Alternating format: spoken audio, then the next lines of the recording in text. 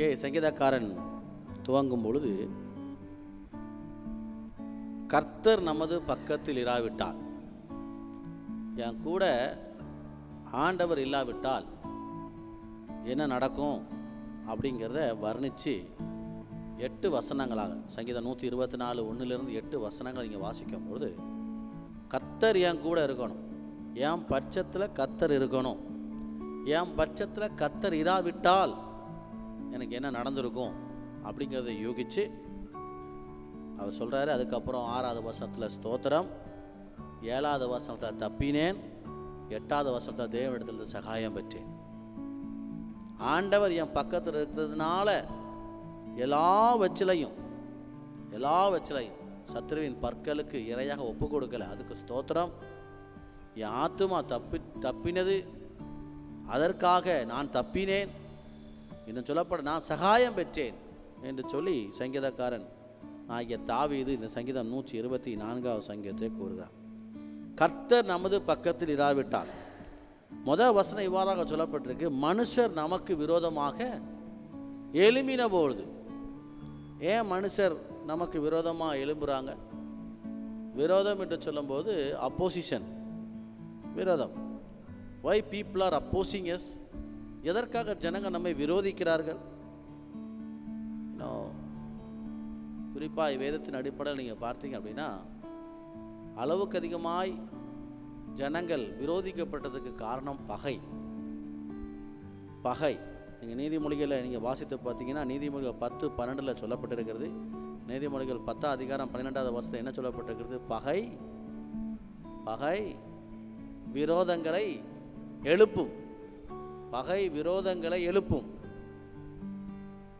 அன்பு சகல பாவத்தையும் மூடும். அப்போ எது விரோதத்தை எழுப்பும்? ஒரு மனுஷனுக்கு ஒரு விரோதத்தை, அப்போசிஷனை கொண்டு வர்றது என்னது? பகை. இன்னைக்கு குடும்பத்தில் ஒருத்தருக்கு ஒருத்தர் பிடிக்கலை, பகை, விரோதமான காரியங்களை சிந்திக்கிறது. கர்த்தர் யோசேப்போடு இருந்தார். கர்த்தர் யோசேப்பின் பட்சத்தில் இருக்க போய் தான் கர்த்தர் யோசேப்பை உயர்த்தினார். அரண்மனையில் இருக்கும் பொழுதும் கர்த்தர் யோசேப்போடு இருந்தார். சிறைச்சாலையில் இருக்கும் பொழுதும் கர்த்தர் யோசேப்போடு இருந்தார்.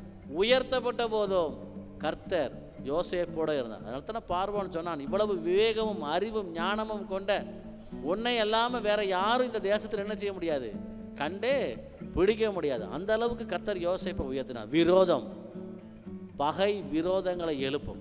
ஆனால் கர்த்தர் நம் பட்சத்தில் இருக்கும் பொழுது விரோதங்களுக்கு என்ன செய்ய முடியாது, ஒரு பதிலும் வராது. அதனால தான் இறுதி காலங்களில் தன்னுடைய சகோதரர்கள்லாம் யோசேப்பை காண வரும்பொழுது, யோசேப்பை காணும் பொழுது சகோதரர்கள், நாம் இவனை விரோதித்தோமே, நாம் செய்த விரோதத்துக்கு இவன் என்ன செய்வானோ, அவனை மண்டியிடும் பொழுது அவங்க நினைக்கிற எண்ணம் என்ன, நாம் அவனை விரோதித்தோமே.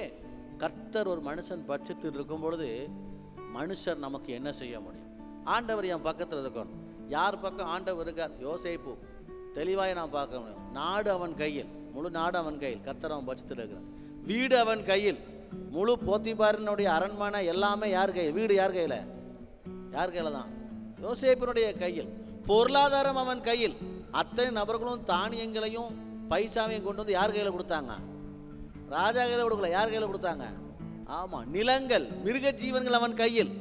அனைத்து தேசத்தாரும் மிருகங்களையும் நில உடைமைகளையும் கொண்டு வந்து கொடுத்து அவன் கையில் ஆசீர்வாதத்தை வாங்கிட்டு போகிறாங்க. இன்னும் நாட் ஓன்லி அவன் நாடு மாத்திரம் கிடையாது, சர்வதேச பொருளாதாரமும் யார் கையில் தான் இருந்துச்சு? இன்டர்நேஷனல் அளவில் எக்கனாமிக்கல் பவர் யார் கையில் இருந்துச்சு? யாரால் விரோதிக்கப்பட்டு தள்ளப்பட்டானோ, அதனால தான் சொல்லப்பட்டிருக்கு, அண்டை நாட்டில் இருக்கவங்க. ஏன் யோசேப்புடைய அப்பா சகோதரர்கள்லாம் பக்கத்து நாட்டில் உள்ளவங்க, அவங்க அண்டை நாட்டுகளுக்கும் பொருளாதாரம் யார் கையில் தான் இருந்துச்சு சொல்லுங்க பார்க்கலாம்? யோசேப்பினுடைய கை. நான் சொல்கிறேன் திரும்பவும், நம்மை விரோதிக்கிறவர்கள் மத்தியில் கர்த்தர் நாம் பட்சத்தில் இருக்கணும். ஆமென் சொல்லுங்க பார்க்கலாம். ஆமாம், மனுஷன் நமக்கு விரோதமாக எழும்பும் போது நீங்கள் ஒன்றே ஒன்று கேட்கணும், ஆண்டவரே நீங்கள் என் பக்கத்தில் இருங்க, நீங்கள் என் பக்கத்தில் இருங்க. இன்னொரு நபர் எனக்கு ஞாபகம் வருது. எஸ்தர் புஸ்தகம் 8ஆம் அதிகாரம் 3வது வசனத்தில் ஒரு மொர்தேகாயினுடைய உயர்வு பிடிக்கல ஆமானுக்கு. மொர்தேகாயினுடைய உயர்வு ஆமானுக்கு பிடிக்கல. எல்லா சூழ்நிலையும் எப்படியாவது இந்த யூதர்களை என்ன செஞ்சிடணும், ஒன்றும் இல்லாமல் ஆக்கணும். 8ஆம் அதிகாரம் 3ஆவது வசனத்தை வாசிங்க. விரோதமாய் எழும்பி நிற்கிற ஒரு காரியம். நான் இதை தியானிக்கும் போது அவ்வாறாக தியானித்தேன். எவ்வளவு ஒரு மனுஷனுடைய உயர்வு. பிரச்சனையை எங்கே ஆரம்பிக்கும் அப்படின்னா, மொத்தேக்காய் எந்திரிச்சு எனக்கு நமஸ்காரம் பண்ணலை, ஏன்னா ஒருத்தர் எனக்கு மரியாதை கொடுக்கல அப்படின்ன உடனே அவனுக்கு என்ன எழும்பி வருது சொல்லுங்க பார்க்கலாம். விரோதம். முதல்ல சொன்னால் பகை. இன்னொன்று, if the people are not giving respect, automatically you are directly opposing them. இன்னைக்கு வீட்டில் ஒருத்தருக்கு ஒருத்தர் மரியாதை கொடுக்கல அப்படின்னா ஆட்டோமேட்டிக்காக சண்டை வந்துடும்.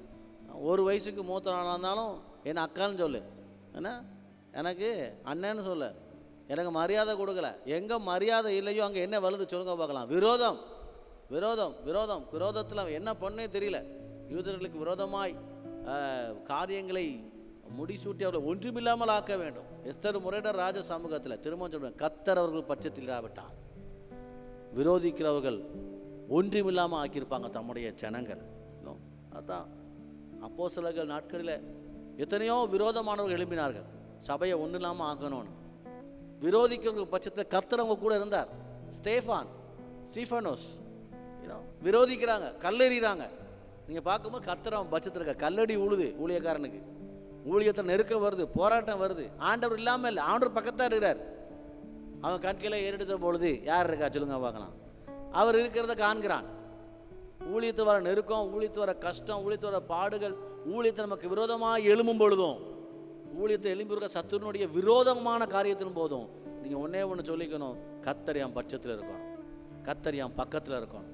அந்த வசனத்தை நீங்கள் திரும்ப பிடிச்சி சொல்லுங்க. கர்த்தர் மனுஷர் நமக்கு விரோதமாய் பிடிங்க, மனுஷர் நமக்கு விரோதமாய் எழும்பின போது விட்டுட்டீங்களோ 124:1.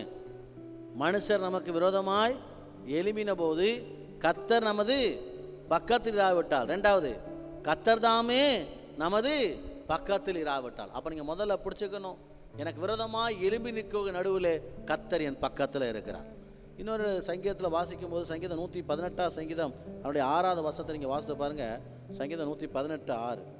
கர்த்தர் என் பட்சத்தில் இருக்கிறார், நான் பயப்படேன், மனுஷன் எனக்கு என்ன செய்வான். அப்புறம் 7வது, எனக்கு அனுகூலம் பண்ணுகிற நடுவில் கர்த்தர் என் பட்சத்தில் இருக்கிறார். அப்புறம் ஆமேன், எனக்கு அனுகூலம் பண்ணுகிற நடுவில், நான் முதல்ல சொன்னேன் என்னை விரோதிக்க நடுவில் கர்த்தர் என் பட்சத்தில் இருக்கிறார்.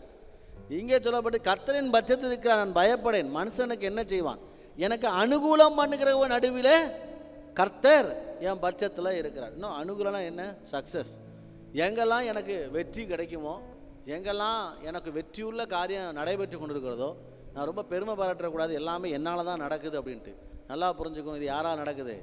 கர்த்தர் என் பட்சத்தில் இராவிட்டால், கர்த்தரின் பட்சத்தில் இராவிட்டால். அர்த்தம் ஒரு கொரிந்து சபைக்கு அப்போஸ்தலனாகிய பவுல் நிருபங்களை எழுதும்போது இவ்வாறாக எழுதுகிறார், நான் தான் பண்ணேன், ஓகே, ஆனால் ஒன்றே ஒன்று, இது எல்லாத்துக்கும் காரணம் அவருடைய கிருபை, அவருடைய கிருபையினால்தான் இதெல்லாம் செய்தேன். அவர் என் பட்சத்தில் இராவிட்டால், எனக்கு அனுகூலம் பண்ணுகிற நடுவிலே கர்த்தர் என் பட்சத்தில் இருக்கிறார். அதான் சொல்லப்படும், எனக்கு அனுகூலம் பண்ணுகிறவர்கள். there are plenty of success around me. என்னை சுற்றிலும் அநேக வெற்றியான காரியங்கள், வெற்றி வாகை சூடக்கூடிய அநேக காரியங்கள் என்னை சுற்றிலும் இருக்குது. ஆனால் ஒன்றே ஒன்று, இத்தனை சக்ஸஸ்க்குள்ள நடுவில் என் கூட யார் இருக்கணும் சொல்லுங்க? என் கூட யார் இருக்கணும்? கர்த்தர் இருக்கணும். ஆமேன்னு சொல்லுங்களேன். எனக்கு அனுகூலம் பண்ணுகிறவன் நடுவில் கர்த்தர் இருக்கணும். ஒன்று, விரோதிக்கிறவங்க நடுவில் கர்த்தரின் பட்சத்தில் இருக்கணும். 2வது, நான் என்ன சொல்கிறேன், எனக்கு அனுகூலம் பண்ணுகிறவங்க நடுவில் கர்த்தர் என் பட்சத்தில் இருக்கணும். there are plenty of success. எல்லாத்தையும் பார்த்துட்டு எல்லாம் நல்லா தான் போயிட்டு இருக்குது அப்படின்னு நான் ரொம்ப சக்ஸஸான லைஃப் போயிட்டு இருக்கேன்னு நினச்சிட்டு இருந்தீங்கன்னா முடிஞ்சிச்சு ஜோலி. அங்கே சொல்லுவோம், எனக்கு அனுகூலம் பண்ணுகிற நடுவில் you are bringing success for me. நீங்கள் எனக்கு அனுகூலத்தை கொண்டு வரீங்களா? You are giving success. நீங்கள் வெற்றி எனக்கு கொண்டு வரீங்களா? ஒன்றே ஒன்று தெரிஞ்சுக்கணும், உங்கள் பக்கத்தில் என் பக்கத்தில் யார் இருக்கிறா? கர்த்தர் இருக்கிறார். அதனால தானே ஏன்னா கோலியாத்துக்கு விரோதமாக தாவீது முன்னுக்கு போய் நிற்கும் பொழுது, தாவீதை கோலியாத்தை பார்க்கறது இவ்வளோகாண்டு பார்க்குறான். ஆனால் கோலியாத்தை தாவீது பார்க்கறதுக்கு முன்னாடி 2 பேருக்கு இடையே நிற்கிற கர்த்தருடைய பிரசன்னத்தை பார்த்து சொல்கிறான், பா ஒன்னெல்லாம் ஒன்றுமே இல்லைப்பா, ஒரு வீச ஒரு கரடி வந்துச்சு, இன்னொரு வீச அது வந்துச்சு, அதை சிங்கங்கள் தாளை நான் பிச்சு நெஞ்சிட்டேன், ஓதனிட்டேன். ஏன் கூட ஆண்டவர் இருக்கா, நிந்திக்கிற இஸ்ரவேலின் தேவனுடைய நாமத்தை நிந்திக்கிறதுக்கு நீ யாரு? அப்படி ஆகாயத்தை பட்சிக்கு போட்ட எற மாதிரி ஒன்னை என்ன செய்வாரு? என் தேவன் ஒன்னை என்ன செய்வாரு? இந்த ஆகாயத்து பறவைகளுக்கு இரையாக ஒப்பு கொடுப்பார். 2 பேருக்கு இடையில யாரக்கூடாது. சக்சஸ் ஐ நீட் வெற்றியுள்ள வாழ்க்கை. எனக்கு அனுகூலம் தேவை. ஆனா அனுகூலம் பண்ணுகிற ஒரு நடுவில் யார் உட்கார்ந்துருக்கணும் சொல்லுங்க பார்க்கலாம்? கர்த்தர் உட்கார்ந்துருக்கணும். இல்லைன்னா வெற்றி வெற்றி வெற்றின்னு சொல்லிட்டு வெற்றிக்கு மேலேருந்து கீழே வந்துட வேண்டியதான். மேலே வரைக்கும் போயிட்டு எவ்வளோ ஹைட்டுக்கு நீ மேலே ஏறினியோ அவ்வளோ ஹைட்லேருந்து மேலேருந்து என்ன செய்யணும் சொல்லுங்க பார்க்கலாம்? கை கால் உடஞ்சி கீழே விழணும். அதுக்கு பெஸ்ட்டு நீ மேலே ஏறாமல் கீழே இருந்திருக்கலாம். There are many people will climb like anything upside. They will think that, oh, we got a successful life. No. உனக்கு வெற்றியும் உனக்கு அனுகூலமும் கொண்டு வருகிறது நீ அல்ல, என்னுடைய குவாலிஃபிகேஷன் அல்ல, என்னுடைய திறமைகள் அல்ல, என்னுடைய தாழ்ந்து அல்ல. எனக்கு அனுகூலம் பண்ணுகிற நடுவில் கர்த்தர் என் பட்சத்தில் என்ன செய்யணுமா? இருக்கணும். ஆமென் சொல்லுங்களேன். சங்கீதம் 46:1 என்ன சொல்லப்பட்டிருக்கு? சங்கீதம் 46:1 பசங்க வேகமா டக்குன்னு எடுக்கணும் எல்லாரும். Psalms 46:1 தேவன் அடைக்கலமும் பலனும் ஆபத்து காலத்தில் அனுகூலமான துணையுமானவர். ஆபத்து காலத்தில் எனக்கு அனுகூலமான துணையுமானவர். He is with me to lead and give successful life. எனக்கு உதவிக்கரம் நீட்டுகிற அனுகூலமான உதவிக்கரம். எனக்கு ஆபத்துன்னு வரும்பொழுது தேவன் எனக்கு அடைக்கலமும் பலனும் ஆபத்து காலத்தில் எனக்கு அனுகூலமான துணையுமானவர். அதான் சங்கீதம் 119:17 இவ்வாறாக சங்கீதக்காரன் சொல்வார், கர்த்தாவே உமது அடியேனுக்கு அனுகூலமாயிரும், உமது அடியேனுக்கு அனுகூலமாயிரும். எனக்கு உதவிக்கரம் நீட்டுங்கப்பா. சுற்றிலும் எனக்கு உதவி செய்கிறவங்க இருக்கிறாங்க. ஆனால் உதவி செய்கிறவங்க மத்தியிலையும் எனக்கு சக்ஸஸ் கொண்டு வரவங்க மத்தியிலையும் யார் என் பட்சத்தில் இருக்கணும் சொல்லுங்க பார்க்கலாம்? கர்த்தர் என் பக்கத்தில் இருக்கணும். There are people try to help us. நிறைய நபர்கள் நமக்கு உதவி செய்ய வருவாங்க. அவங்க உதவி செய்கிற வராங்க அப்படின்னு நினச்சிட்டு நம்ம பெருமைப்பட்டுறக்கூடாது. உதவி செய்கிறவங்க நடுவில் கர்த்தர் என்ன செய்கிறாராம்? என் பக்கத்தில் இருக்கிறார். ஆமென் சொல்லுங்களேன். அவங்க உதவி செய்கிறாங்க, அவங்க பின்னாடி போயின்னா காலவாரி விட்டு போயிடுவாங்க. அனுகூலம் பண்ணுகிறவன் நடுவில் கர்த்தர் என் பட்சத்தில் இருக்கிறார். கடைசியாக ரோமர் 8:31 வாசித்து பாருங்க. ரோமர் சாப்டர் 8:31. ஃபர்ஸ்ட் நான் சொன்னேன், என்னை விரோதிக்க நடுவில் கர்த்தர் என் பட்சத்தில் இருக்கிறார். ரெண்டாவது நான் சொன்னேன், எனக்கு அனுகூலம் பண்ணுகிற நடுவில் கர்த்தர் என் பக்கத்தில் இருக்கிறார். ரோமர் 8:31 வாசித்து பாருங்க. எவர்களை முன்குறித்தாரோ அவர்களை அழைத்தும் இருக்கிறார், எவர்களை அழைத்தாரோ அவர்கள் நீதிமான்கள் ஆக்கியிருக்கிறார், எவர்கள் நீதிமான்கள் ஆக்கினாரோ அவர்களை மகிமைப்படுத்தியும் இருக்கிறார். இப்போ எவைகளை குறித்து? என்னை அழைத்ததை குறித்து, என்னை நீதிமானாக்கினதை குறித்து, என்னை மகிமைப்படுத்தினதை குறித்து, இவைகளை குறித்து நான் என்ன சொல்லுவேன்? இப்போ சொல்லுங்க. தேவன் நம்முடைய பட்சத்தில் இருந்தால் நம்மை விரோதிப்பவன் யார்? மூன்றாவது நான் என்ன எடுத்துக்கொண்டு நினைச்சேன், கர்த்தரால் தெரிந்து கொண்டவங்க பக்கத்தில் கர்த்தர் இருக்கிறார். யார் ஆண்டவர் தெரிந்து கொண்டாரோ தெரிந்து கொண்டவங்க பட்சத்தில் அவர் இருக்கிறார். கர்த்தர் உன்னை வெறுமனே யார் விரோதிக்க கூடும்? அது கீழே வாசித்து பாருங்க. யார் குற்றம் சாட்ட முடியும்? யார் கிறிஸ்துவின் அன்பை விட்டு பிரிக்க முடியும்? காரணம் கர்த்தர் என் பட்சத்தில் இருக்கிறார். நான் ஒன்னே ஒன்று சொல்லிக்கிறேன், யார் உங்க பக்கத்தில் இருக்காங்களோ இல்லையோ ஆண்டவர் உங்க பக்கத்தில் இருக்கார். உங்களை பார்ப்பார். நீங்க பண்ற மிஸ்டேக் அவருக்கு தெரியும், நீங்க பண்ற சேட்டை அவருக்கு தெரியும். எல்லாவற்றையும் அவர் கண்ணோக்கி பார்க்குறார். அவர் மௌனமாக இருக்கிறான்ட்டு நம்ம அமைதியாக உட்காந்துடக்கூடாது. நாம் பண்ணுறது ரைட்டுன்னு நினச்சிடக்கூடாது. அப்புறம் ஒன்றும் இல்லாமல் ஆக்கிடுவார். எனக்கும் சேர்த்தான் அநேக காரியங்களில் நம்ம செய்கிற காரியத்தை ஓகே ஆண்டவர் கண்டு காணாம போல இருக்கார நினச்சிடக்கூடாது. இல்லை, கர்த்தர் தெரிந்து கொண்டவங்க பட்சத்தில் இருக்கிறார். உனக்கு உதவிக்கரம் நீட்டு வைக்க அவர் பக்கத்தில் இருக்கிறார். அதற்காக நாம் என்ன செய்யக்கூடாது? தேவனுக்கு விரோதமாய் நாம காரியங்கள் என்ன செய்யக்கூடாது? நமக்கு சக்சஸ்ஃபுல் லைஃப் வர வர வர சாத்தானும் கூடவே வருவான் பாருங்க. யோசேப்பு சொல்லும்போது சொல்வாரு, இந்த போத்திபார் வீட்டில் என்னிலும் பெரியவன். வசனம் வாசிருக்கீங்களா? யோசேப்பு சொல்லுவாரு, இவ்வளோ பெரிய அரண்மனையில் என்னிலும் பெரியவன் சொல்லுங்க ஒருவனும் இல்லை, ஆனாலும் தேவனுக்கு விரோதமாய் நான் பாவம் செய்வது எப்படி? God has given me a successful ministry, மிகப்பெரிய சக்சஸ்ஃபுல் லைஃப், எல்லாத்துலையும் மிகப்பெரிய உன்னத பொறுப்பு பதவி எல்லாம் கொடுத்து ஆண்டவர் உயர்த்தி வைக்க வைக்க வைக்க இங்க கீழே அவர் சொல்றாரு, தேவனுக்கு விரோதமாய் நான் பாவம் செய்வது எப்படி? வேணும். ஆண்டவர் சக்சஸ்ஃபுல் லைஃப் கொண்டு வந்த உடனே மேலே கொடி கட்டி பறக்கிறது, அதுக்கப்புறம் ஒன்றும் இல்லாமல் போயிடுது. ஒன்றுமே இல்லாமல் பேர் முதலாக எடுபட்டு போகும், ஒன்றுமே இல்லாமல் போயிடும். அதனால தான் யோசேப்பு சொல்றாரு, நான் உயர்த்தப்பட்ட I got a successful life, இந்த வீட்டில் என்னிலும் பெரியவன் ஒருவனும் இல்லை. ஏன்னா எல்லா அதிகாரி எல்லாரையும் காட்ட நான் தான், ஐ ஆம் த கிரேட், நான் தான் பெரியவன். ஆனால் ஒன்னே ஒன்று சொல்லிக்கிறேன், யாருக்கு விரோதமா? தேவனுக்கு விரோதமாய் நான் பாவம் செய்வது எப்படி? தெரிந்து கொள்ளப்பட்ட விஷயத்துல, தம்மால் தெரிந்து கொள்ளப்பட்ட விஷயத்துல தேவன் ரொம்ப கவனமா இருப்பார். நீங்க ஆண்டவரால் தெரிந்து கொள்ளப்பட்டிருக்கீங்களா? நீங்க ஆண்டவரால் அழைக்கப்பட்டிருக்கிறீங்களா? ஆண்டவரால் முன்குறிக்கப்பட்டிருக்கீங்களா? ஆண்டவரால் நீதிமான்களாக்கப்பட்டிருக்கிறீங்களா? உங்க விஷயத்துல, தம்மால் தெரிந்து கொள்ளப்பட்ட விஷயத்துல தேவன் ரொம்ப கவனமா இருப்பார். அதனால நம்ம ஆண்டவர்கிட்ட கேட்கணும், ஆண்டவரே நீங்க தெரிந்து கொள்ள உங்க பக்கத்துல, என் பக்கத்துல இருக்கீங்கப்பா. ஆமென் சொல்லுங்க. தெரிந்து கொள்ளப்பட்டவர்களின் பட்சத்தில் தேவன் இருக்கிறார். தேவன் யாரை தெரிந்து கொண்டாரோ அவர்களை நீதிமான்களாக்கி இருக்கிறார். யாரை கர்த்தர் நீதிமான்களாக்கிறாரோ கீழே 3 காரியத்தை சொல்றாரு. யார் அவர்களை விரோதிக்க கூடும்? யார் அவர்களை குற்றம் சாட்டக்கூடும்? யார் கிறிஸ்துவின் அன்பை விட்டு பிரிக்க கூடும்? ஆண்டவர்கிட்ட கேட்கணும், ஆண்டவரே நீங்க என் பக்கத்துல இருங்கப்பா. என்னை விரோதிக்கிறவர்கள் எனக்கு விரோதமாக எழும்பி வந்தாலும் தெரிந்து கொண்டப்பட்டவர்கிட்ட ஆண்டவர் சொல்றார், யார் அவர்களை விரோதிக்க கூடும்? யார் குற்றம் சாட்ட முடியும்? யார் கிறிஸ்துவின் அன்பை விட்டு பிரிக்க முடியும்? எனக்கு பிரியமான தேவனுடைய பிள்ளைகளே, 3 காரியங்களை நான் சொன்னேன். கர்த்தர் நமது பக்கத்தில் இராவிட்டார், the people are opposing us. ஒன்று நான் சொன்னேன், மனுஷன் நமக்கு விரோதமாக எழும்போது கர்த்தர் நம்ம பட்சத்தில் இருக்கணும். என்ன நான் சொன்னேன், எனக்கு அனுகூலம் அணுக நடுவில் கர்த்தர் நம்ம பட்சத்தில் இருக்கணும். 3வது நான் சொன்னேன், தெரிந்து கொள்ளப்பட்டவர்களுடைய விஷயத்தில் கர்த்தர் நம் பட்சத்தில் இருக்கும். ஆண்டவர் நம் பட்சத்தில் இருக்கும் பொழுது உன் பக்கத்தில் 1000 பேரும் உன் வலது பக்கத்தில் 10,000 பேரும் விழுந்தாலும் அது உன்னை அணுகாது. உன் கண்களால் மாத்திரம் இதை பார்த்து துன்மார்க்கருக்கு வரும் பலனை காண்பார்.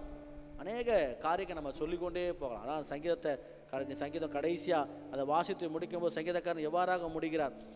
6வது வசனத்தை வாசிங்க. நம்மை அவர்களுடைய பற்களுக்கு இரையாக ஒப்புக்கூடாது இருக்கிற கர்த்தருக்கு ஸ்தோத்திரம். ஆண்டவரையும் பக்கத்தில் இருக்கான்னு வாயை மட்டும் சும்மா இருக்கக்கூடாது. சங்கீதக்காரன் சொல்லி முடிக்காரு, கர்த்தருக்கு ஸ்தோத்திரம். யார் வாயிலையும் நான் உழலை, யார் வாயிலையும் என் பேர் வந்து உழலை, ஆண்டவரே உமக்கு ஸ்தோத்திரம். அது கீழே சொல்றாரு, வேடனுடைய கண்ணுக்கு தப்புனது போல கண்ணி தெரித்தது நான் என்ன செஞ்சேன்? தப்பினேன். நிறைய பேருடைய வாழ்க்கையை ஆண்டவர் தப்பி போக பண்ணியிருக்கிறார். அவர் தப்பி போக பண்ணியிருக்கார். கண்ணி தெரித்தது நான் தப்பினேன், இல்லைன்னா என் ஆத்மா என்னைக்கோ நாசமா போயிருக்கும், நான் தப்பினேன். 8வது வசனம் சொல்றாரு, நம்முடைய சகாயம் வானத்தையும் பூமியும் உண்டாக்கின கர்த்தருடைய நாமத்தில் உள்ளது. ஆமென்னு சொல்லுங்களேன். என்னுடைய சகாயம் எங்க இருக்கு சொல்லுங்க பார்க்கலாம்? கர்த்தருடைய நாமத்தில் இருக்குது. வாயை திறந்து சொல்லுங்க, என் சகாயம் கர்த்தருடைய நாமத்தில் இருக்கிறது. சொல்லுங்க பார்க்கலாம். நம்முடைய சகாயம் வானத்தையும் பூமியும் உண்டாக்கின கர்த்தருடைய நாமத்தில் இருக்குது. கண்களை மூடுவோம், நாம் ஜெபிப்போம்.